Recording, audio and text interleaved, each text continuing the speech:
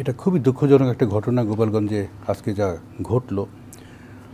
অবশ্যই এর তদন্ত এবং সুষ্ঠু বিচার আমাদের সবার কাম্য, কিন্তু আমার নিজের কাছে কয়েকটা প্রশ্ন আছে। সৌরভ ভাই যেভাবে বললেন, সারা দেশে তো এনসিপির এটা একটা অহিংস পদযাত্রা ছিল। গোপালগঞ্জে যখন প্রশ্ন আসলো এই অহিংস পদযাত্রা হঠাৎ করে মার্চ টু গোপালগঞ্জ কেন হলো, কারণ মার্চ শব্দটার সাথে সহিংসতার একটা কনোটেশন আছে। এইটা একটা আমার কাছে বড় প্রশ্ন। আমার দ্বিতীয় প্রশ্ন, আজকে আবু সাইদ ওনার আজকে মৃত্যুবার্ষিকী, আমাদের সবার ভাব গম্ভীরের সাথে এই মৃত্যুবার্ষিকীটা পালন করার কথা। সেই মৃত্যুবার্ষিকীর দিন কেন এই সহিংস কনোটেশনের একটা পদযাত্রা কর্মসূচি দেওয়া হলো? আপনি কি মনে করেন এটা ইচ্ছাকৃত বা নাকি? আমি পরে আসি। আমার তৃতীয় যে প্রশ্নটা আমার মনের মধ্যে সেটা হলো, গোপালগঞ্জ তো একটা সেন্সিটিভ জায়গা। এখানে আওয়ামী গুন্ডা সন্ত্রাসীরা আগেও অনেক হামলার কাজ করেছে এবং পুলিশ আর্মি ওনাদের হামলা করেছে, গাড়ি পুড়িয়ে দিয়েছে।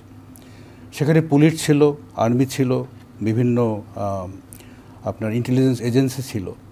ওনারা কি একটুও বুঝতে পারলেন না যে ওখানকার স্থানীয় আওয়ামী সন্ত্রাসীদের তাদের কি তারা করতে যাচ্ছে এবং তার জন্য প্রিভেন্টিভ ব্যবস্থা কেন নেওয়া হলো না? এখন 144 ধারা দেওয়া হয়েছে ঘটনার পরে, কিন্তু ঘটনার আগে এরকম পরিবেশ কেন করা হলো না যে এনসিপির যে নেতা কর্মীরা ওখানে যারা সমাবেশ করতে গিয়েছে তাদেরকে সঠিকভাবে প্রোটেকশন দেওয়ার কাজটা সরকার আগে থেকে কেন করলো না? আজকে যে আমরা শুনি 4 জন, কেউ কেউ বলে তার চেয়েও বেশি, যে জীবনগুলো ঝরলো, এই জীবন তো সরকার ফিরিয়ে দিতে পারবে না। এর জন্য দায়ী কে? আমার মনে হয় এই প্রশ্নগুলো আমার নিজের কাছে এসছে এবং এই প্রশ্নগুলো জাতির সামনেও আমার মনে হয় এসেছে এবং সেগুলো সবার ভাবা উচিত। না, সরকার বিবৃতি দিয়েছে, তারা সেখানে যারা এই ঘটনা ঘটিয়েছে তাদেরকে বিচারের মুখোমুখি। এটা তো একটা, আমি বলবো যে বিজনেস অ্যাজ ইউজুয়াল। আমি তো ভেবেছিলাম 5ই আগস্টের যে আমরা যখন শেখ হাসিনার মতো একজন সন্ত্রাসীকে দেশ থেকে পালিয়ে যেতে আমরা বাধ্য করলাম, তারপরে আমরা আর বিজনেস অ্যাজ ইউজুয়াল করব না, রাজনীতিও আমরা করব কিছুটা আউট অফ দ্য বক্স, দেশের ভালোর জন্য, দেশের মঙ্গলের জন্য।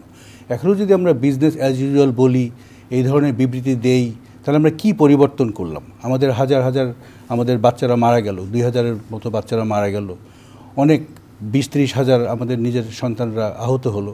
তার বিনিময়ে কি আমরা এই ধরনের বিবৃতি আমরা দিয়ে যাব? আর কত বছর আমরা দিয়ে যাব এই বিবৃতি? আমার মনে হয় না যে বিবৃতি ইজ এনাফ। সরকারের অনেক বেশি শক্ত হওয়ার দরকার ছিল, তাদের অনেক বেশি প্রোঅ্যাক্টিভ হওয়া দরকার ছিল। এরকম রিঅ্যাক্টিভ বিবৃতি দিয়ে আমার মনে হয় না যে আমরা সামনের দিকে খুব বেশি আগাতে পারবো।